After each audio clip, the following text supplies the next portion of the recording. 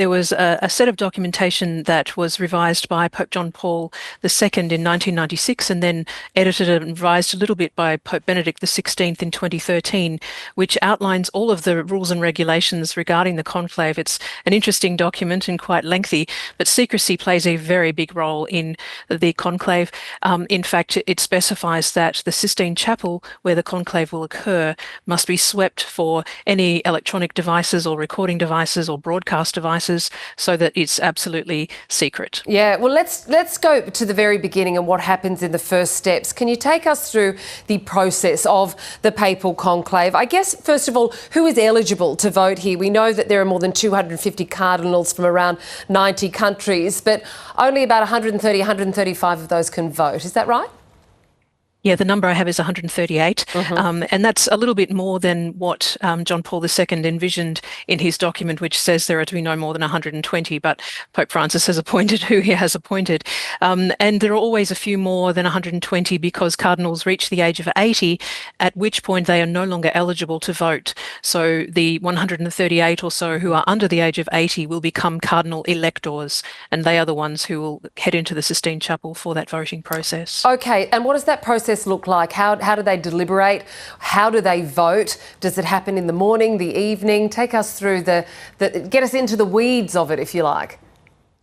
So on the first day of the conclave, which cannot take place before 15 days after the Pope's death and must take place before 20 days after the Pope's death. So somewhere in that window, it'll start. In the morning of that day, the cardinals will hear some words of advice from the non-elector cardinals. They will engage in prayer. They will process into the Sistine Chapel in choir dress. Your image there is showing choir dress at the moment with a biretta on their heads. And they will be singing Veni Creator Spiritus, Come Holy Spirit, and they will.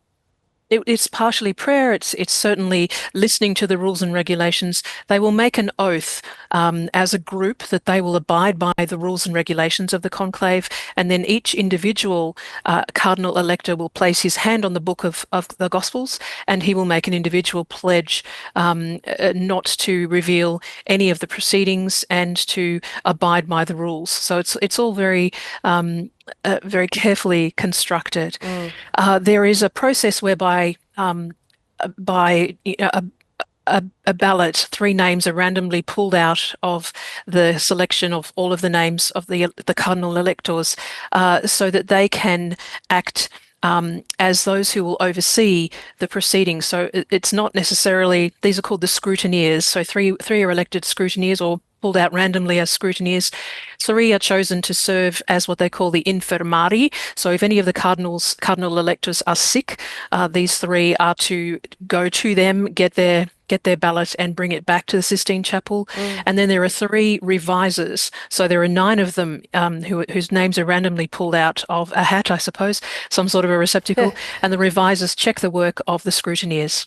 And so I've been reading a little bit into this. I believe they vote, is it twice a day, in the morning and the afternoon?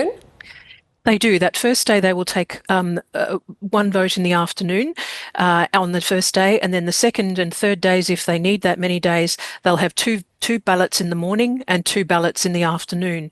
Now, once they've gone through 3 days of balloting and they don't have any clear choice, then they will take a day off for prayer, for meditation, and for dialogue amongst themselves. All of the cardinal electors stay in the Vatican City so that they are, easily accessible to the Sistine Chapel, and they are expected not to communicate with anybody beyond themselves during this time period. Yeah, they sleep and eat in a purpose-built hostel, St Martha's House, don't they?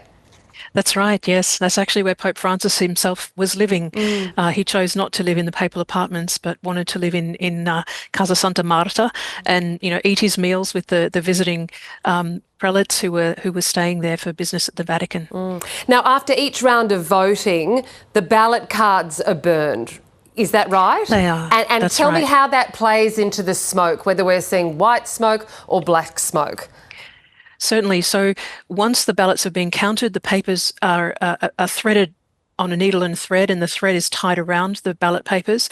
Along with those ballot papers, the notes that the cardinal electors have taken during that election process are also put in with the ballot papers into a stove, and some chemicals are added to make the smoke either white or black. So if there is no clear choice, the chemicals for the black smoke are added, and it is released through that chimney out of the Sistine Chapel. And everybody knows that we don't yet have a pope. Oh, it's Once a just pope is chosen, the chemicals for the white smoke are added. it's just fascinating, isn't it? Now, this ballot, as we've been discussing, it's a secret ballot. Yes. But do factions form? Is there certain lobbying that goes on? I think human nature is going to be at play, but also there's a lot of prayer and a lot of discernment going on. So there will be conversations, of course, and it may be that a lot of these cardinals haven't really met each other properly. They're from all over the world, and they don't get together that frequently. And some of them will be quite new as well. They haven't been cardinals very long. Of the 138 who are eligible to be cardinal electors, Pope Francis has appointed 79% of them. So it's an interesting mix of people from all over the world, and there are countries represented who had never had a cardinal before Pope Francis made a cardinal. So Sweden, Singapore, El Salvador, very interesting having representatives from those cultures as potentially the next pope, alongside all the Africans and the Asians and the Europeans. Apparently only about 20% of the cardinal electors are going to be Italian, and that's quite a low percentage in historical terms. Something very interesting to observe. Either way, Claire Johnson, thank you very much for joining us. You're most welcome, Kath. Thank you.